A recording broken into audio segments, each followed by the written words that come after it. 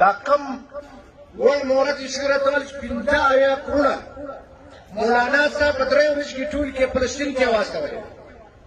50 کروړه ټول شپې فلسطین ته ولاړلې زما د دې قام دپاره یې لاره وکړه زما سره یې ونه کړی زه خو در فلسطین ډېر مسلم یم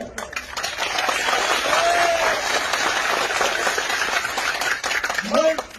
د نامه دپاره هر څه کولی شو د قام دپاره یې څه نشو کولی د خدای دپاره پر دې قام کې رحم وکړي او والله دا زه دا کمې جذباتي خبرې چې ورته ته کېږي څوک یې کوي زه د دې په حق کې نه یم زه د هغه په حق کې یم چې زما د قام ګټه پکې راځي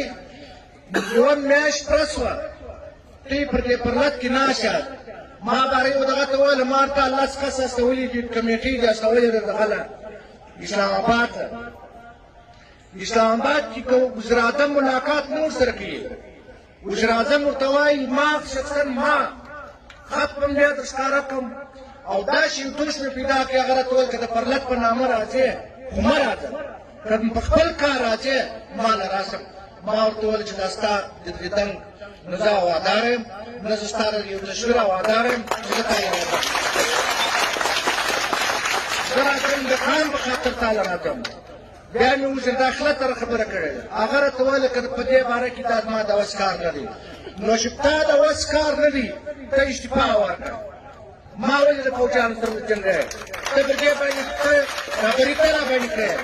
حکمراني ته راباندې کړې په هر ټي وي باندې ته ناست یې زه ولې د دنیا سره بندي کوم چې کوم کول به ستا سره وکړم اول به د خپله پوره شروع کړم په بیا باندې مې ختم کړم ته راپېښه ده چې زه د ځان دښمنان زیات جوړوم دا هر کم وزیر اعظم لري کښېنستلی خلک دا وزیر اعظم چې کښېنستی د دې څه 15 ورځې مخکې ما ته یې چا وویل چې فلانی وزیر اعظم راځي فلانی وزیر اعظم راځي ما ورته دا وزیر اعظم نه راځي داسې وزیر اعظم نه راشي زموږ د پښتانه بیخ به راباسي موږ پښتانه به په تباهۍ داسې سړی به راځي دغه وویل چې زموږ څلور د بلوچستان پر غټو اوږدو باندې ناست دي ما پرې چا ته وویل مالپریز عیسی صاحب ته ووایه تم درانه یې تم د داشت افغانیت نوم در باندې پروت دی ته په خپل ګریوان کې وګوره چې زه د دې قام سره ولې محبت نه لرم یو ورځ خو به تا هم دا سوچ کوئ چې دغه قام دا یوه میاشت کېږي ناست دی تم د پښین اوسېدونکی یې تم درانه یې تم د افغانستان یې زه څوک یم ته څوک یې د هغه رقم هر سړی راوړي نو زموږ د مشرانو څخه افغاس دي جنګېږي مې نه په غاړه کې د رسۍ نه راځي مرداباد زنده‌باد یې نه راباندې کوي مرداباد زنده‌باد یې نه راباندې کوي راځي چې سره روان شو په سفر باندې راځي چې کښېني په دې بازار کې دې کښېني دا کم کور کمانډر صاحب چې دلته راغلي ما ډېر ځوانان دلته وویل ما ورته دا جلې له مور دي دا مجلس راوړئ په ډي سي په دفتر کې وکړي دا مجلس راوړئ د کمشنر په دفتر کې وکړي شاید هو سکتا ہے داسې مسله د تعدیل کې پر دې خلکو چې کم پریشن دي هغه پریشن د ځانه مه ورکوئ خو نه اوس هغه به خامخا د خلکو مشورې به وې د خلکو خبرې به وې نو دا کم شیان چې دي دا زموږ دپاره دا نقصان دی دا چې موږ غواړو د دې قام سره محبت کوو او د دې قام په لاره باندې ځو موږ داسې ژوند نه غواړو چې زه د چا د قام بدکرجي کوم الله پاک چې وکړي ته مصطفی مبارک جمعه ته جمعه تر مبارک نشنل کې نشنل تر مبارک چې کوم د زموږ مشران دي زموږ دپاره هر یو سر سترګې دي والله په هر مشر باندې فخر کوم او ما ته ما په ژوند کې د چا باندې تاکید نه دی کړی او نه یې پر کومه خو صرف یوه خبره ورته کوم چې د ستا دپاره چې موږ په دې کار باندې بس دی نور رحم وکړي دا خپله کرسي ساتۍ دپاره د پښو لاندې کړي راسئ په دې قوم سره یو شو دا سپي تعصب بیا هم دوی سره وکړي راسئ یو سره یو شو د دې قام مسله حل کړو نو الله پاک چې دا ژوند موږ ته راکړي چې موږ د دې قام خدمت وکړو او موږ په وس کې خو دومره توفیق ما ژوند کې دا یو شی درته وایم چې زه ستی کشر یم، زه ستی ورور یم، زه ستی دا سپین ږیري بچی یم،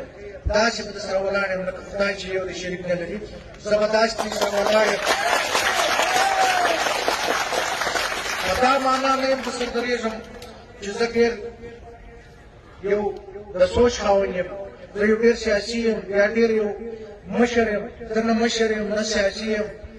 زما مطلب د خپل کار نه سره دی، زما د خپل کار ګټه پکې راځي. زه د هر چا دروازه ته داسې درسره درېږم لکه خدای چې یو شي، زه به داسې درسره ځم. دا کوم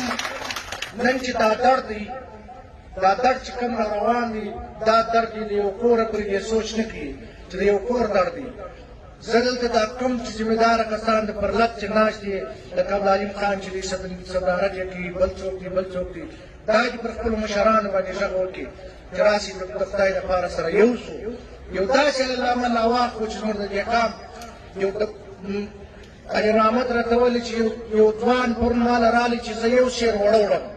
ستا سره خو د وړو ټلې پیسې ستا زما سره د یو سیر وړو پیسې نشته راسره. راشي دغه غریبانو ته سوچ ولګوئ، دغه غریبانو ته سوچ پکار دی. موږ که د خپلې مور د خور عزت کولی سو او د بل دا نه سو کولی، زما او ستا عزت د مور د خور عزت ته مو والله دا خلک لوټ کړي. دا به زما ستا مشورې دي بې لوټ کړي. نن چې کوم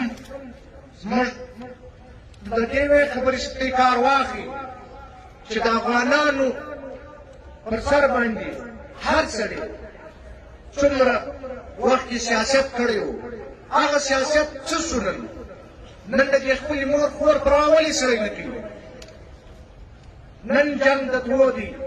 پر مابینځ کې موږ دا غریب مسلمان د خدای در په در کېږو. جنګ د افغانستان د ملایانو د دې روزلي خلکو د دې ځای نن سر اخیستی دي. ما به پرون چاته ویله، ما ورته ویل که دا غواړئ دغه د چمن ځوانان ته ته اختیار ورکړه، دغه د چمن ځوانان به ورځي. د ملا برادر سره به هم خبره کوي، د ملا یعقوب سره به هم خبره کوي چې وروره ستا پاللې م ته وې، نن ته داسې چې سر لوړ کړی دي، په چیچ لوړ کړی دي، ولې موږ درمدار کوې؟ ما ورته ویل دغه د چمن دغه لغړیان به تا ته دا مسله در حل کوي. که دوی خپل د وطن سره محبت لرئ یا د خپل وطن دفاع غواړئ، دا خو دفاع نه ده چې ته د تا دښمنان زیاتوې او ته نه ورسره کوې. دا لغړیان ستا لپاره فوج دي، دا ستا لپاره سرمایه ده او دا ستا لپاره حق مذاکرات دي.